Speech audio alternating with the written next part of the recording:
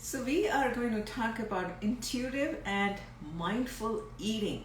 So, what exactly is intuitive eating, right? I just eat when I feel like eating. I mean, that's what is intuitive, right? And then what is mindful eating? Mindful is thinking through, and when you're hungry, you eat at that time. So that's what the topic we want to bring with the registered dietitian. She is going to join me, the Tianna Smith.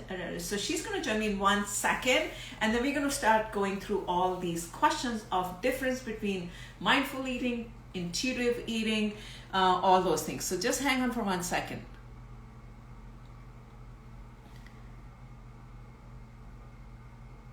So we should be starting in 1 second. There you are. Hi. Hello. I was trying to do this on my computer and it wasn't working, so I'm gonna use my phone. I found you. So I found you. Yeah, no, I know. I'm so scared all the time pressing the wrong buttons and bringing the wrong person. Yes, not the most tech-savvy person. And then the funny thing is, one day I was doing this session and someone sent a request to join, and I said join, and that person was the wrong person. Oh no. Anyway, that's so funny. So, all right. So, to all the people who are joining right now, we are talking about intuitive eating and mindful eating. Quite honestly, we want to understand the basics of what the heck it is, what the difference is between intuitive and mindful as a start. And please tell us a little bit about yourself. Yeah. So, thank you so much for having me. First of all, I'm excited to be here. And yeah, I'm a registered dietitian. I've been a dietitian for about 10 years. And I'm also a certified intuitive eating counselor. So I've been specifically trained by the intuitive eating pros, Evelyn Triboli and Elise Resch. And I have a private practice in Temecula, California. And I also do some online coaching. So that's great. Yeah, I love what I get to do. It's really fun. Great. No, I know I was, so let's just talk about what exactly is intuitive eating, because I know I'm an intuitive eater. I just eat when I feel like. That's what I thought it is, but I don't know. Yes, I love that. So yeah, there's a lot of misconceptions around intuitive eating out there. So I appreciate you having me so that I can give everybody the real lowdown on what intuitive eating actually is. And intuitive eating is all about learning to honor and trust and listen to your body's hunger cues, fullness cues, and cravings. So it's really about allowing our wise, incredible bodies to be our guides. And unfortunately, in our world, diet culture infiltrates everything, and it really takes us away from being able to trust our bodies. Mm-hmm. And it's so funny to me. I think when I tell people that I'm an intuitive eating counselor, the first thing they say is, oh, I could never eat like that. I would just eat pizza and donuts all day long, because that's what my body would crave. And it just doesn't work like that. I eat more variety and more balanced now that I'm an intuitive eater than ever before, when I struggled with dieting and diet culture and always trying to, change my body. I feel so much better physically and mentally. So it's not like some frou-frou thing like some people will assume that it is. Sure. So what is mindful eating then? Is that the same thing, or or there's a difference? Yeah, great question. There actually is a difference. And when I was doing my intuitive eating counselor training, Evelyn Triboli spoke very specifically about that.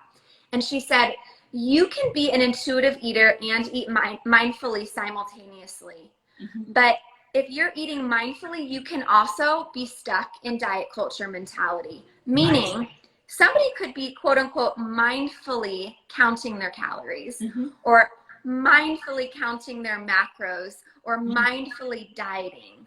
Mm-hmm. But with intuitive eating, we are rejecting the diet mentality. We are mm-hmm. challenging the food police. We're allowing our bodies to be our guide. And we're simultaneously making these food choices and eating them mindfully. So mindful eating absolutely plays a major part in intuitive eating. Mm-hmm. But there's so many other principles that we have to work through in order to both be an intuitive eater and a mindful eater. And so I never recommend that people try to be mindful while still dieting. Got it. And someone commented, love that comparison. Yeah. I never understood that myself, the difference between the mindful and the intuitive. So I think that makes sense. So now the other question is, a lot of us, like majority of us in America, are obsessed with weight loss, especially when the new year comes and we're like, oh my God, I'm going to be like this. So what do you recommend with this intuitive eating? I mean, do you think people can successfully go towards their weight goals? I don't want to use the word weight loss. I want to use the word goals, right? Because weight loss is sort of like a negative term, in my opinion. Yes. So the number one thing that I see people do that honestly makes me cringe a little bit is when they use intuitive eating as a marketing strategy for weight loss. Yes. Intuitive eating is not about intentional weight loss. And so I always say, if somebody is, saying that they're going to teach you about intuitive eating and you're going to be on a weight loss plan, that's not true intuitive eating. So that's very, very important to keep in mind. I'm always hesitant to say this because I don't want people to get hopeful. But when I began intuitive eating 10 years ago, I did lose weight. I was struggling a lot with restricting my intake. And then I would get so hungry and ravenous that I would binge. And so I think overall now I have a much healthier metabolism because I honor my hunger throughout the entire day, no matter the time of day. And I ultimately end up eating probably less than I did before. And so I feel a lot better physically as well. But again, I don't associate that with the weight loss that came with that. Now, I work with a number of people who, do lose weight. I also work with a number of people who gain weight. And I work with a number of people who maintain their weight. And one of the major things that I like to educate people on and counsel people on is the fact that we really can't control our biological makeup or our weight as much as culture would like to make us believe. We all have a very unique genetic blueprint, and not every person is meant to lose weight. But again, all these messages are constantly being thrown in our faces that you have to lose weight in order to be healthy. And this is where kind of that principle of health at every size comes in, because I have worked with large individuals who have been healthy, and I've worked with large individuals who have been unhealthy. I've also worked with thin individuals who have been unhealthy and also healthy. And so I've seen this wide spectrum. And so we have to look at the health behaviors as to whether or not somebody truly is honoring their health and taking good care of themselves. So the message is, to our viewers, don't get so obsessed with your weight, right? Yeah. Because what I see when people focus on weight loss, when they start their intuitive eating journeys, it becomes very difficult for them to work through the principles, such as making peace with food that you have always believed has been bad. And oftentimes these foods that we think are bad are the foods that hold a lot of power over us. These are the foods that we're going to be more drawn to. I can now sit down and eat a freshly baked chocolate chip cookie and not feel any guilt. Before I became an intuitive eater, I would sit down and eat several because I felt like I was so bad. Like my inner child was rebelling in those moments. And so it's so refreshing now because I'm like, yeah, I can have a cookie every single day if I want, and because of that, the food no longer holds that power over me. But if I was thinking, I need to lose weight and cookies are bad, cookies are going to make me gain weight, I wouldn't be able to make peace with cookies. Does that make sense? So it's important that we try to put weight loss on the back burner and instead think about improving our overall health, improving our mental and physical health, because that's really what this is all about. So it should be like, if my body is telling me that I'm hungry, that only eat at that time. Don't just start eating when in between. Like, just to say, oh, I feel like having a chocolate, I feel like having this. Don't do that, right? Just listen to your body. So I love that you mentioned that because, yeah, with intuitive eating, most often we want to be eating when we're hungry and stopping when we're full. Okay. However, we have to look at the psychological aspects of food as well. Yes. And that is that sometimes something like chocolate may just sound really, really good, but we may not be genuinely hungry. And I think it's totally okay to have chocolate, even if you don't feel genuinely hungry. It may make you feel better temporarily in that moment, and that's okay. But one of the things that I teach also is that, you know, if all we're doing is turning to food to cope, then that's something to address. That's something to really focus on because, you know, it's important that we have a variety of coping skills that we use in our lives. And so, like, for me personally, I see a therapist each and every week. And that is so, so helpful for me. I do Pilates. I do yoga. I hang out with my friends. You know, I do these other things that also help meet my emotional needs. And yeah, occasionally I'll have some chocolate. No, I don't think there needs to be guilt around that.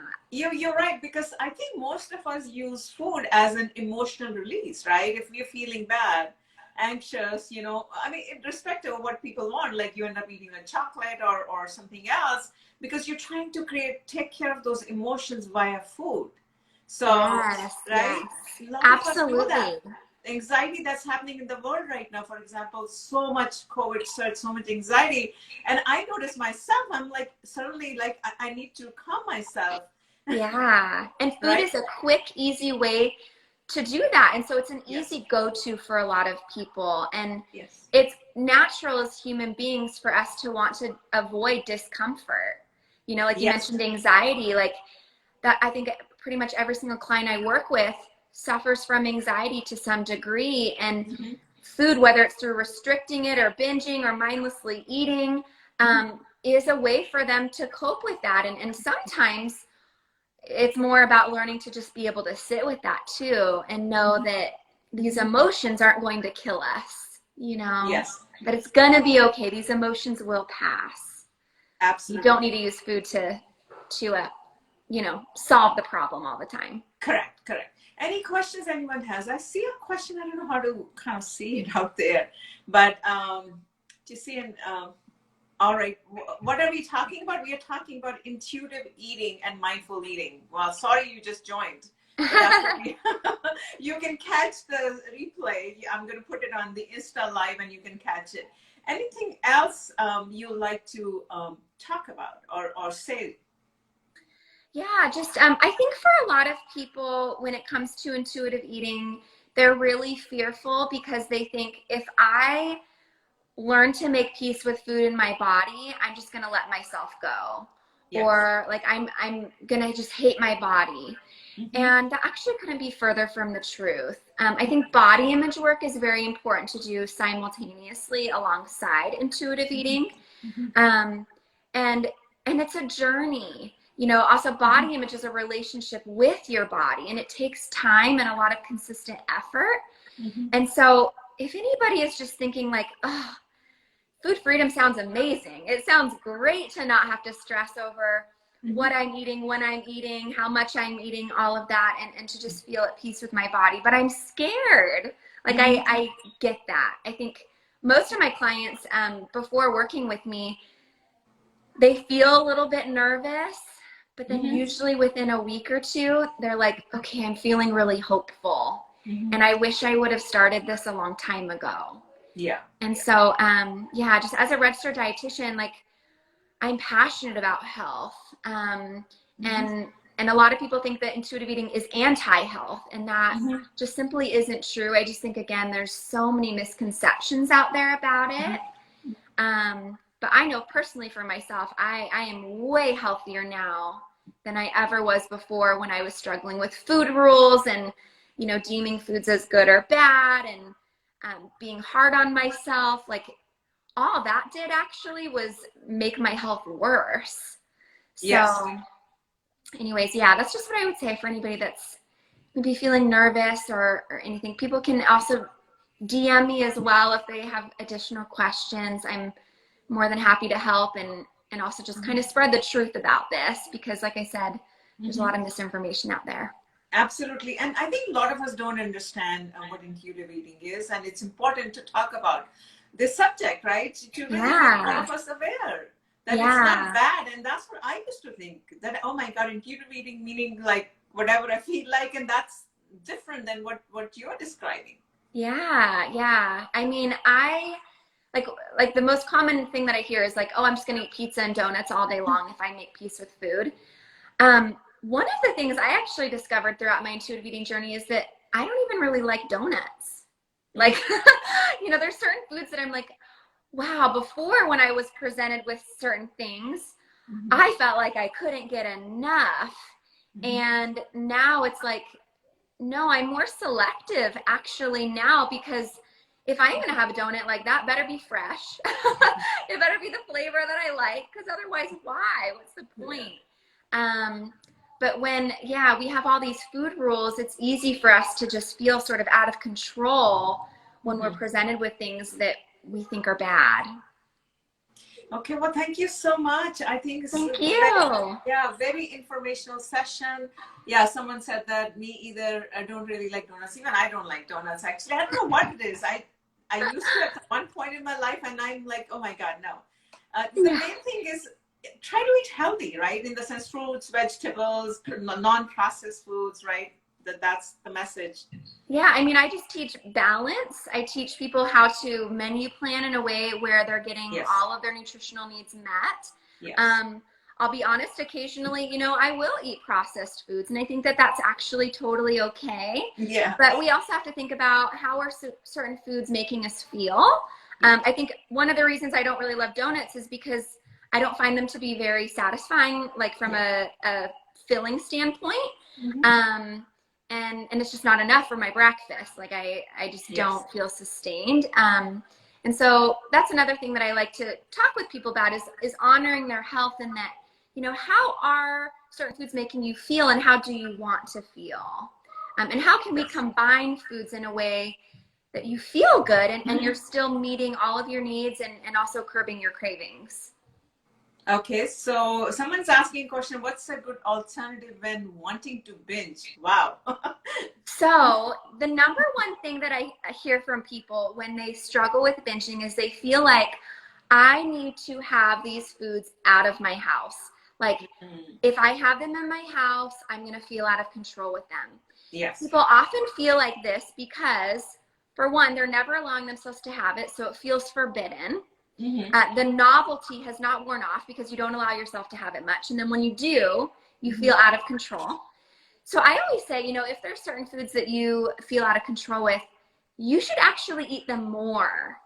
And it's similar to like buying a new car. I actually just bought a new car like yesterday. And I'm all excited about it. It's nice and shiny and, fun. But I know, and this doesn't sound bad, but I know 6 months to a year from now, that car's probably not going to feel as exciting to me. I'm going to drive it every day. I'm going to get used to it. I'm sure I'll still like it, but the novelty will wear off. It's the same thing with food. If, like, I had a client one time who she said, I cannot have chips in my house. Like, I will binge on them every time. And so I said, okay, you're going to probably think I'm crazy, but I want you to go buy a lot of chips, and I want you to have them every day for a snack. Have a handful or two. I'm not saying go crazy and eat the whole large bag, but eat them every day and tell yourself, this isn't bad. I can have this. I have full permission. And my client came back the next week and she said, I did your quote unquote potato chip challenge. That was the name that she gave it. It was so cute. And she's like, I realized after the third day that I don't even really like potato chips. And I'm like, so for her, it happened pretty quickly, but that novelty wore off when she gave herself that permission. And then also, in addition to that, with binging, I'll mention as well that we need to make sure that we're nourishing our bodies adequately all throughout the day, because if we're restricting, and we're not eating enough during the day, our natural tendency is going to be to want to overeat or binge. Yes. Our bodies produce neuropeptide Y, which increases carb cravings, and cortisol. Yes. And I'm sure you know that very, very well. Absolutely. Absolutely. And so when these signals get sent to our brain and they ramp up, it increases the likelihood that we are going to overeat or binge. So again, you know, exposing yourself to these binge foods is important. And then making sure that you're not restricting and getting in enough is also very important. Sure, sure. So we have been talking about intuitive eating. I know people joined and someone asking about diet for glowing skin. Well, unfortunately, this is not the topic. We are talking about, we will have to have Tianna come back from the glowing skin. But we have a session this Saturday on hair fall. If someone wants to listen to that. So anyway, thank you so much, Tianna, for being with us. I think very informational session, important session. You know. Yeah. I hope that everybody learned something new. And thank you so much for having me. This has been awesome. Great. Thank you so much. And to all the viewers, let us know any other questions and keep us posted. Give us your feedback. Even if you're not doing well, let us know. I like to hear all the feedback. Thank you so much, Tianna, from the bottom of my heart. Thank you. Thank you. Have a great weekend.